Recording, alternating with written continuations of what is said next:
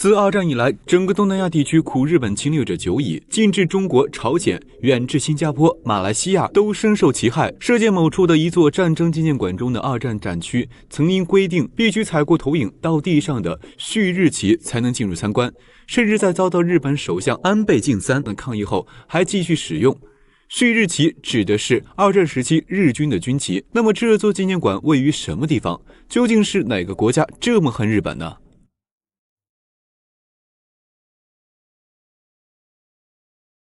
这个纪念馆由澳大利亚政府所建，位于澳首都堪培拉，名叫澳大利亚战争纪念馆。这个结果或许出乎许多人意料，南半球的澳大利亚与北半球的日本相隔甚远，他们真的交战过吗？实际上，澳军的确与日军交战多次，而他们之间的交恶也有着复杂的渊源。从二战前，作为英联邦一员的澳大利亚就一直追随着英国南征北战。随着1939年9月3日英国对德宣战，澳大利亚也参加其中。而当时澳大利亚法律禁止澳政府派遣非志愿军到与本国安全无直接联系的地区，所以大战最初几个月里，澳大利亚只是援助英国急需的物资。1939年10到11月，澳政府组建了一支2万人的志愿军，澳大利亚帝国军队第6师前往中东，加强英军在地中海的防御力量。2月，澳大利亚的志愿部队达到了4个师12万，其中部署在中东的兵力超过10万，占英联邦在当地陆军兵力的1/3，是盟军在中东战场上的主要作战力量。1940年夏，法国战败投降后，德国制定海狮作战，计划侵入英国本土，而英国刚遭到敦刻尔克惨败，国防力量严重不足。澳6师1部8000人立即从中东奔赴英国，在具有决定意义的不列颠之战中发挥出色，曾在1天之内协助击落180架德国飞机。与此同时，在非洲战场上，意大利意图趁火打劫，想一举困死位于非洲的英国海军部队，但这一阴谋被英澳联军瓦解。随后，埃及又受到义军围攻，应英国请求，又有数千名澳军火速增援中东，与英联邦军一道遏制了意大利对苏伊士运河的进犯，在反攻中击溃意大利在中东的部队，接着又参加了阿拉曼战役，决定了非洲局势。总体而言，澳军从来不是二战中可有可无的边缘部队，打过的大仗、硬仗、胜仗众多，其意志顽强、战斗力惊人的特点，在中国也见诸报端。澳洲兵果敢善战，口碑载道。太平洋战争爆发后，澳军在中东的部队逐渐撤回西南太平洋，进行抗日作战。也正是这一时期，发生了令澳大利亚举国震惊的事件，以至于使澳大利亚仇视日本几十年之久。纪念馆踩日本军旗事件只是这种仇恨的冰山一角。日本究竟做了什么，以致澳方如此愤怒？澳军又将如何回应呢？日澳之间又将发生怎样的碰撞？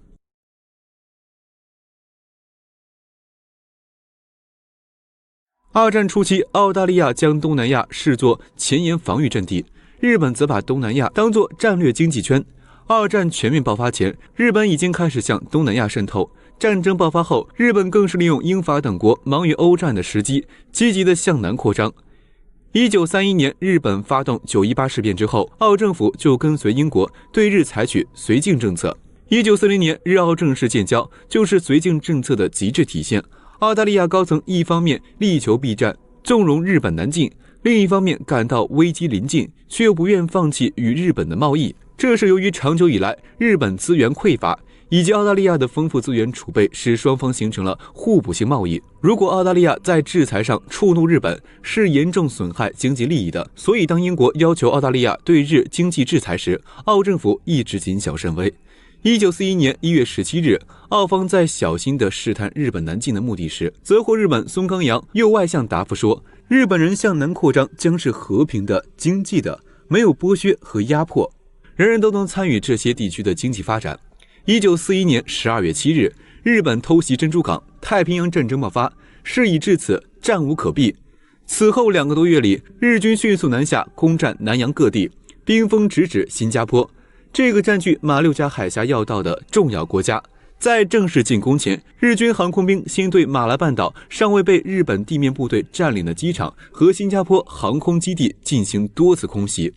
大英帝国的空军损失殆尽。12月10日，日军22航空队派出85架飞机，将威尔士亲王号和反击号击沉。英国远东海军主力不复存在。英国海空军的溃败导致了新加坡防守的英、澳、印约8万人的联军成了孤军。虽粮食弹药较为充足，但士兵士气低落，而英国在二战中主要以保卫本土为主，在新加坡的主力英军却很少得到增援，这造成新加坡的防守力量适当力薄、训练不勤和装备落后等问题。再加上军队高层对日军攻击方向判断失误，新加坡英军节节败退。在多次失败后，驻新加坡英军最高指挥官白思华决定投降，这是英联邦有史以来最大规模的军队投降，一共有12万人的英联邦士兵全部被俘。战后有8万人押送到集中营，后被移送到东南亚及日本劳役。由于劳役环境恶劣，降军多病死，其中驻守新加坡的15000名澳军大部分遭到屠杀，活下来的不到7000人。消息传到澳大利亚国内后，举国震惊，全国开始放弃对英国的幻想，积极备战。而日军也摆出了一副入侵澳洲的架势。2月1日，日军企图复刻珍珠港事件，派军机轰炸达尔文港。澳大利亚国民群情激昂，对他们而言，战争不再意味着以前的远涉重洋，他们是要抵抗日军的入侵，将日军赶出太平洋占领区。澳军与日军接下来将进行怎样的战斗？战争的走向又将去往何处呢？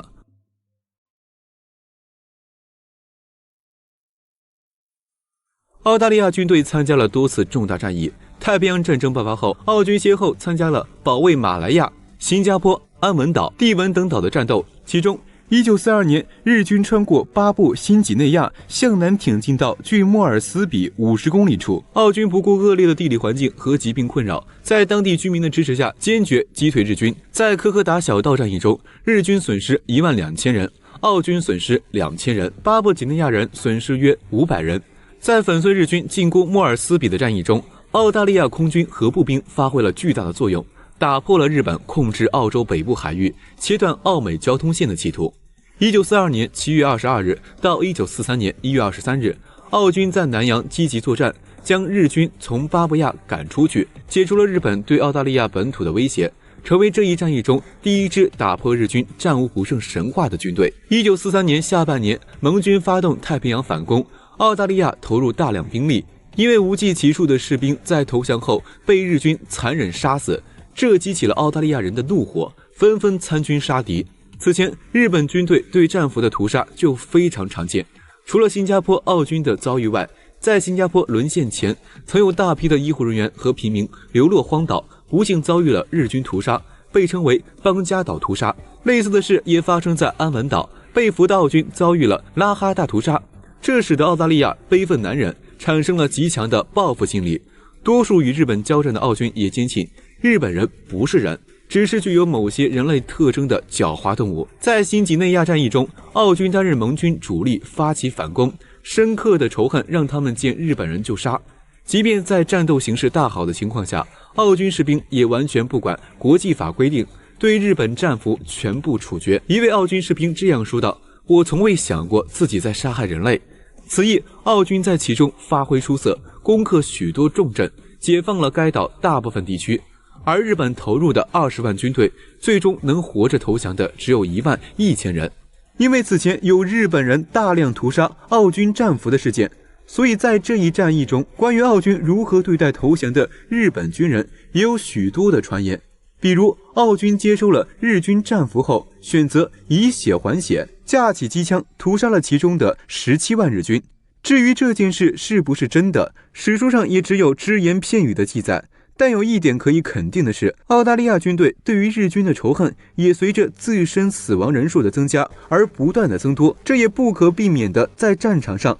会因为自身等因素残杀日本俘虏。至于有没有杀害17万数量的日本战俘，这也需要各位见仁见智了。此后，为了配合美军的西进，澳大利亚军队在完成自己作战任务的前提下，派兵救援被日军围困在布甘维尔等岛的美军。同时，澳军还解放了被日本占领的原荷属东印度地区，战果辉煌，歼敌16万。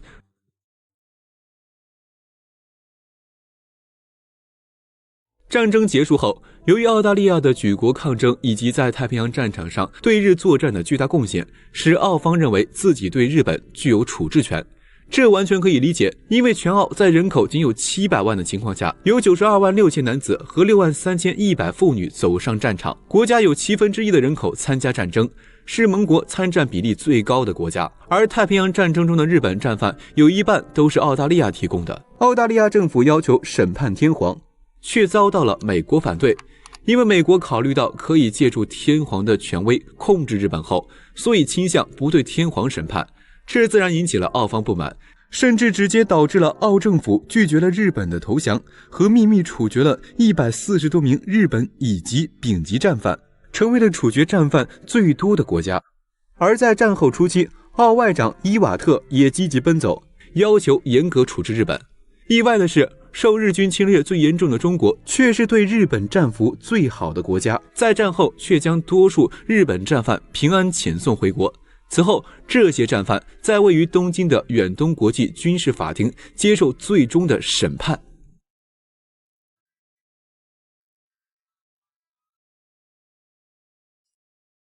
在二战中，日本可以说是犯下了滔天罪行，但是世界各国对待日本战俘的态度却各有不同。其中，中国对待战俘最为公正客观，而反观美国则最为偏心。有些战俘明明罪恶深重，但却在美国的偏袒下逃脱了法律的审判，逍遥法外。最让人意想不到的是，对待日本战俘最狠的国家其实是苏联，他们折磨日本战俘的手段堪称疯狂，让人不寒而栗。那么是什么原因导致世界各国对待日本战俘的态度截然不同呢？首先，在二战中，日军为实现自己称霸世界的野心，悍然入侵别国，给交战国的人民造成了深重的苦难。而日本造成伤害最大的国家便是中国。中国作为反法西斯战争中开始时间最早、持续时间最长、抗击日军最多的国家，付出了极为沉痛的代价。自1931年9·18事变以来，日军悍然入侵中国东北，使当地人民生活在水深火热之中。1937年全面抗战爆发后，日军侵略者在中国的地盘上无恶不作，致使近2000万平民伤亡，9500万人成为难民，财产损失达到了数千亿美元，给中国的经济社会发展造成了毁灭性打击。不仅如此，日军还在中国多地展开了丧心病狂的大清洗，日本暴露出来的残暴和野蛮令世界震惊。此外，日军还公然违反国际法，在中国研制细菌、化学武器，进行细菌战200余次，导致无数中国居民因此受伤。作为遭受苦难最多的国家，中国无论怎样对待日本战俘都不为过。但让所有人都没有想到的是，中国却选择以德报怨。当时，在中国的100万日本战俘直接放下武器就地关押，但中国并没有将他们关在集中营，日本战俘甚至可以自由出入战俘营，上街购买商品。在中国采取的优待政策下，日军战俘享受的待遇竟然比正规军都好。日本战俘不仅有专业的医生保障健康，而且还给日本战俘提供鸡蛋和白面馒头，待遇远远超过正规军。在中秋节甚至还给日本人送去了水果和月饼，并且专门成立了战俘遣返回国机构，帮助日本战俘回国。日军之所以能够在亚洲战场上取得巨大的优势，不仅仅是因为日军强悍的军事能力，更重要的是日本人内心强烈的军国主义和武士道精神。正是这种精神使得日军以为天皇献出生命为荣，所以日军在战场上格外疯狂。而对他们以牙还牙虽然可以逞一时之快，但想要打压他们的进攻势头，更好的方法是从精神上瓦解他们。值得庆幸的是，这种方法效果显著，很多日军在中国军队的教育下逐渐认识到了侵略战争的错误。有些人回到家乡，将事实真相告诉给那些遭到蒙蔽的日本国民，而甚至有些直接走上了反侵略、反法西斯的道路。而与中国不同，美国对待战俘的态度却十分偏心，这又不得不提日军与美国的恩怨。1941年12月7日，日本偷袭珍珠港，将美国也卷入了战争的漩涡之中。日本给美国造成的伤害虽然远低于中国，但日军对待美军的方式却同样残忍。其中最具代表性的事件便是巴丹行军。1942年4月，数万名美菲联军被迫向日军投降。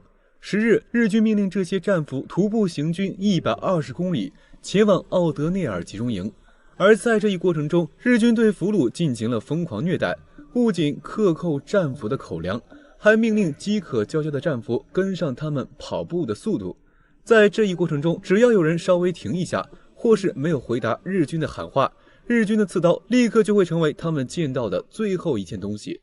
经过一番折磨下来，有 1.5 万人在行军途中去了另一个世界。无论从什么角度看，这都是一场赤裸裸的暴行。战后，美军名将麦克阿瑟专门将专机改为巴丹号，以示铭记耻辱。而与以德报怨的中国相比，美国对待战俘就没有那么客气了。对待日本士兵，美军十分残忍，给俘虏们第一条命令便是让他们所有人都要一丝不挂。这是因为日本盛行耻文化，让他们一丝不挂，无异于攻破他们的心理防线，将他们的尊严狠狠地践踏。与此同时，这些战俘同样要忍饥挨饿，并要从事繁重的体力劳动。不仅如此，美军还经常以锻炼身体为名，让这些日本士兵不断地跑步。许多战俘在日复一日的劳动中生病或去往另一个世界。对于美军而言，这些日本战俘还有一个作用，那便是排雷。由于二战后期日军已经陷入疯狂，在阵地前沿布满了地雷，而在战后，日军战俘便成为了检验友军雷区的最佳试验品。在美军的逼迫下，成群结队的日军进入雷区，爆炸声此起彼伏，惨叫声不绝于耳。只有少数战俘最终能从雷区里走出来。而与普通战俘的待遇形成鲜明对比的是美军对待日本高级战俘的态度。由于美军最终以战胜国的身份占领并统治了日本，可以说美军俘虏了整个日本。但美国出于统治需要，不仅赦免了一些在战争中犯下滔天罪行的高级战犯，还在战后积极帮助日本进行战后重建工作。而美国的偏心也取得了极其显著的效果。后来日本似乎忘了美国将他们投放2颗原子弹的各种事情，对美国感恩戴德。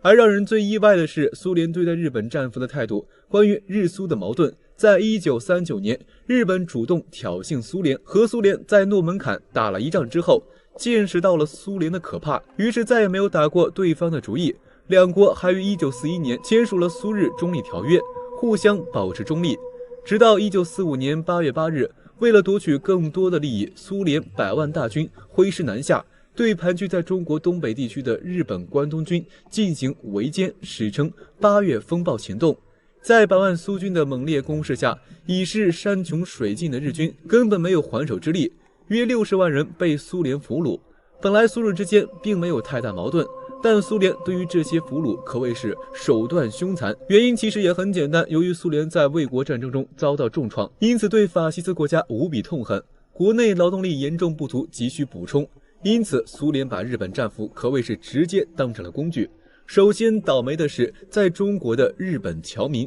之前有日本撑腰，而此时失去保护伞的他们，只能如同破街老鼠一般东躲西藏。但随着条件越来越恶劣，这些日本侨民开始不顾一切地堵在扎兰屯和海拉尔的公路上，希望得到苏联的帮助。而此时苏联正打算将60万日军战俘运回去。数量庞大的日本侨民是一件十分棘手的难题，但令所有人都没想到的是，苏联选择了一个十分简单的方式，让坦克打头阵直接开了过去。随着一阵阵撕心裂肺的惨叫，苏军成功杀出了一条血路。而这些侨民再也不敢作声，因为同胞的血已经告诉了他们苏联的答案。但对于那些被运往苏联的日本战俘来说，自我了断或许是最好的结局，因为他们的目的地是几乎荒无人烟的远东和西伯利亚地区。他们虽然不用脱光衣服，但面临西伯利亚凛冽的寒风。在西伯利亚，苏联将日本政府们全部分配到采矿、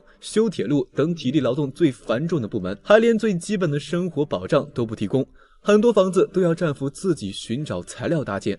因为苏联战场上损失了太多劳力，这些战俘正好可以弥补损失。这些人每天要从事最辛苦的劳动，但得不到多少粮食。当时苏联自己国民都只能糊口，哪里有多余粮食提供给他们？所以日本战俘没饭吃也是常事。为了能充分利用战俘的劳动力，苏联人每个月都会对其进行体检。苏联女军医根据他们身体状况进行区分，使得每个战俘都能充分劳动。在冰天雪地的西伯利亚，日本战俘没有足够的御寒手段，只能如同牲畜一样住在牲口棚里。很多日本战俘晚上睡着后就没有醒过来。不仅如此，这些日本战俘只有超额完成任务，才能够得到少之又少的粮食，其他人只能得到一顿野菜冷饭。严寒的气候、恶劣的生活条件和繁重的体力劳动，使大量战俘生病，但苏联当局完全无视了这些病情，这些患者只能自生自灭。而那些意图反抗的日本战俘，苏联则十分简单粗暴，那就是就地处决。至1956年，苏联将所有日本战俘遣返回国时，已经有6万人而许多日本战俘即便被遣送回国，也被严重的伤痛折磨，最后在痛苦中结束了自己的一生。据了解，60多万的日本战俘在1946年才开始陆续被遣返，有超过20万的人留在了那片寒冷的土地上。但是可怜之人必有可恨之处，时至今日，日军仍对此耿耿于怀。但如果日本不发动战争，这一切都不会发生。只能说日军咎由自取，而他们很多士兵手上都沾满了鲜血。只能说善有善报，恶有恶报。